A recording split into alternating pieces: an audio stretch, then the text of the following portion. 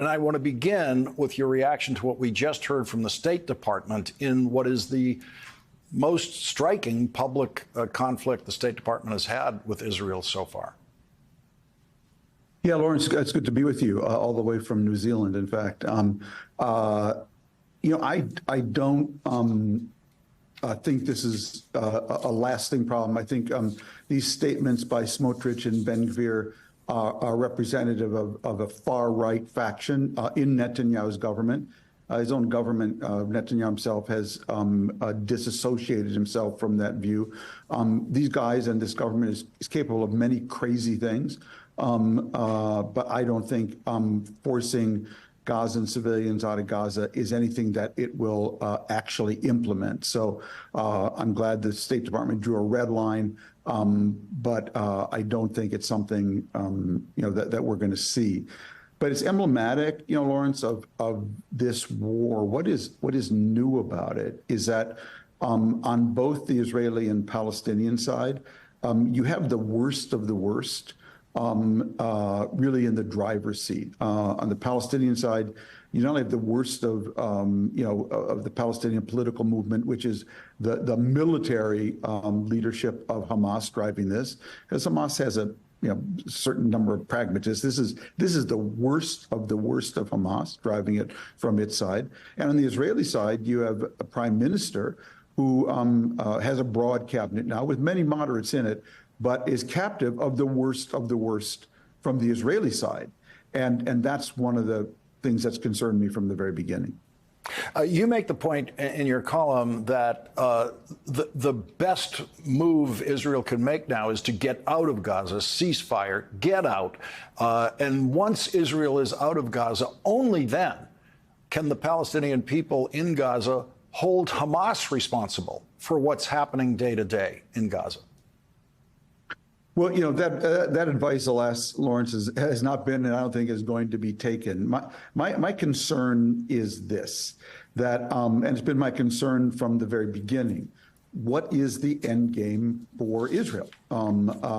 Is it a permanent occupation of Gaza, or is it trying to partner with a reformed, transformed Palestinian Authority to put it in place in Gaza to replace Hamas? And so if the choice is Israel permanently controlling Gaza or Hamas at this stage, if I were Israel, I would want Hamas having the responsibility for rebuilding the place. If the choice is Israel paving the way for a transformed Palestinian Authority running Gaza after Israel defeats Hamas, that is, I think, much preferable for the Palestinian people, for Israel, and for American interests. When President Biden went to Israel, in his speech, we heard the phrase two-state solution, which had become almost extinct in the language of the conflict there over the years. The Netanyahu administration seemed to willfully drive that phrase out of usage and out of the realm of possibility.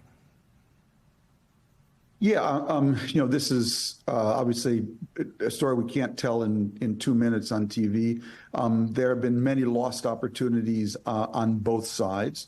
But from Netanyahu's point of view, he did everything he could during his 16 years now in power to strengthen Hamas in Gaza, to weaken the Palestinian Authority in the West Bank. Remember, the Palestinian Authority has embraced Oslo. Hamas has rejected it. So he could basically say, I have no Palestinian partner. And that was a deliberate strategy, and unfortunately it blew up here.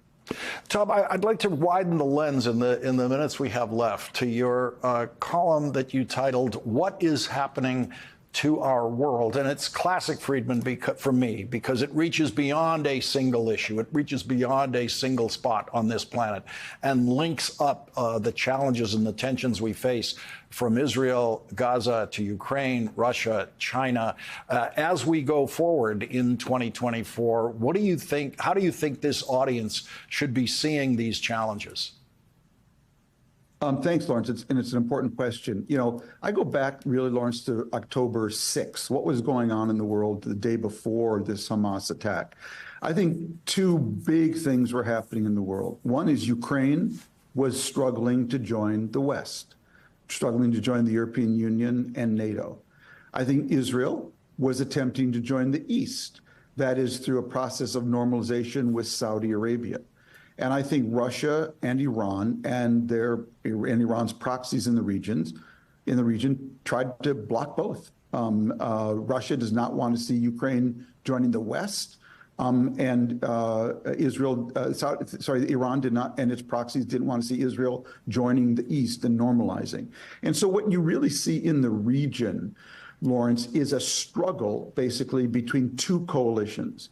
One is the coalition of resistance led by Iran with its what I call landcraft carriers. These are the militias of the Houthis, Hamas, Hezbollah, and Islamic militias in Iraq, through which Iran projects its power in the region. And its goal is resistance to Israel, to America, to Western influence, to democratic influence. And basically, it says to its people, judge me, all of these groups, judge me on how I resist, you know, the Americans, Israel, et cetera. They're up against a whole different coalition. I call them the coalition of resilience. This is, you know, the UAE, now Saudi Arabia,